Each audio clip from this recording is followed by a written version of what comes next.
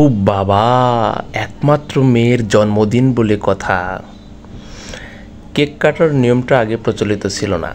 বর্তমানে আমরা western culture follow করছি এবং বর্তমানে পায়েস খাওয়ার পরিবর্তে কেক কাটাই বাঙালির জন্মদিনেও প্রধান অ্যাক্টিভিটিস হয়ে উঠেছে।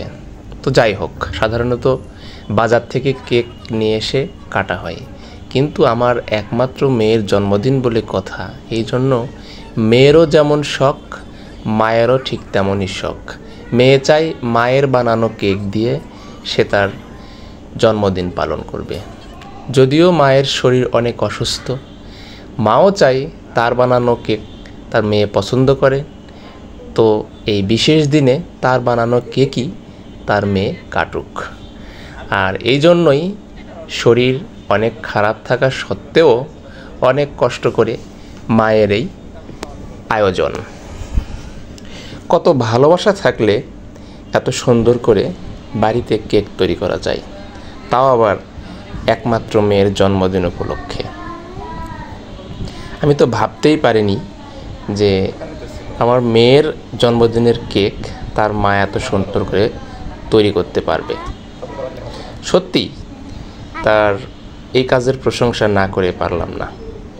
আমি অবাক হয়েছি যে বাড়িতেও এত সুন্দর করে কেক তৈরি করা যায়।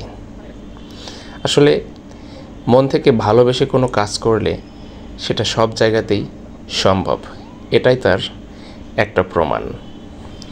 কেকটা খেতেও কিন্তু দুর্দান্ত হয়েছিল। সেই ভ্লগটা আমি এর পরে ভিডিওতে যুক্ত করব। আপাতত এই ভ্লগে আপনারা দেখুন কিভাবে মা তার মেয়ের জন্মদিনের জন্য যত্নে কেক তৈরি করছে।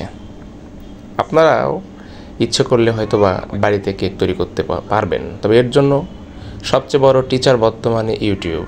আপনাকে ইউটিউব থেকে অনেক বেশি তথ্য নিতে হবে এবং তারপরে আপনি সক্ষম হবেন। বাজারের কেক আর এই কেক, দুইটা কেকের মধ্যে কিন্তু পার্থক্য আছে। হয়তো বাজারের কেক দেখতে সুন্দর, সেখানে দুটো ফুল দাগান থাকবে আর অনেক কিছু, কিন্তু এটাতে কি আছে জানেন?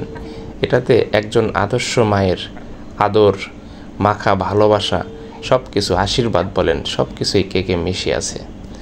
যার তার কপালে কিন্তু এই কেক জুটে না। বাজার থেকে কেক কিনে এনে কাটা একটা কথা, আর মায়ের তৈরি কেক কাটা সেটা কিন্তু আরেকটা ভাগ্যের ব্যাপার।